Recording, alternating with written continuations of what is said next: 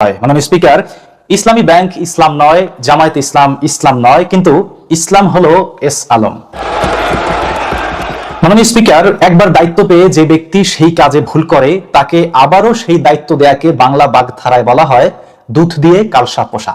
আর সেই কালসাপ হলো এস আলম, যেই এস আলম ইসলামী ব্যাংককে বা হাত বসিয়ে ইসলামী ব্যাংককে লুটে পুটে নিঃস্ব করে দিয়েছে। মাননীয় স্পিকার, 2022 সালে BNP media cell Facebook page থেকে একটি পোস্ট করা হয় যেখানে লেখা হয়, ব্যাংকিং খাতে চলছে হরিলুট, এস আলম গ্রুপের লুটপাটে সংকটে ইসলামী ধারার ব্যাংকগুলো। মাননীয় স্পিকার, সেই লুটতরাজ এস আলম গ্রুপকে আবারও সেই ইসলামী ব্যাংকের দায়িত্ব দেওয়া হয়েছে। মাননীয় স্পিকার, সংবিধানের ঠিক কোন ধারায় এটা বলা হয়েছে?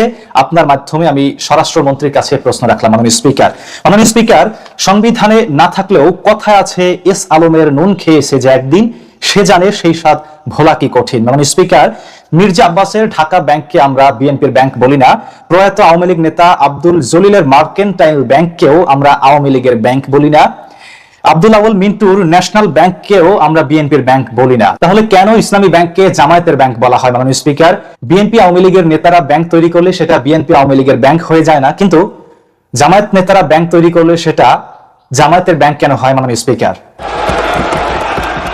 স্পিকার, প্রতিনিয়ত প্রতিকূলতার মাঝেও ইসলামী ব্যাংক আজ এত দূর এসে দাঁড়িয়েছে, এত সুনাম অর্জন করেছে, দেশের মানুষের আস্থা অর্জন করেছে। এইসব দেখে তাদের আসলে হিংসা হয়। মাননীয় স্পিকার, তাদের টাকার প্রতি লোভ হয় যারা ইসলামী ব্যাংকে হাত বসাতে চায়। মাননীয় স্পিকার, হাজার কোটি টাকা ঋণ খেলাপি এমপি মন্ত্রীরাও আজকাল বলে যে ইসলামী ব্যাংক তাদের হাতেই নিরাপদ। মাননীয় স্পিকার, ইসলামী ব্যাংক জামায়াত ইসলামীর কাছে যদি নিরাপদ হয় তাহলে তাদের সমস্যাটা কোথায়? মাননীয় স্পিকার,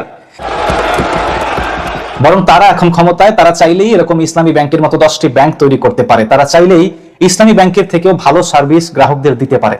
তারা সেটা করুক, আমরাও ইসলামী ব্যাংক ছেড়ে তাদের ব্যাংকে যাবো। মাননীয় স্পিকার, কিন্তু তারা সেটা না করে একটি প্রতিষ্ঠিত ব্যাংকের উপরে কালো হাত বসিয়ে দিলে জনগণ সেটা কোনোদিনও মেনে নেবে না। মাননীয় স্পিকার, আপনাকে ধন্যবাদ।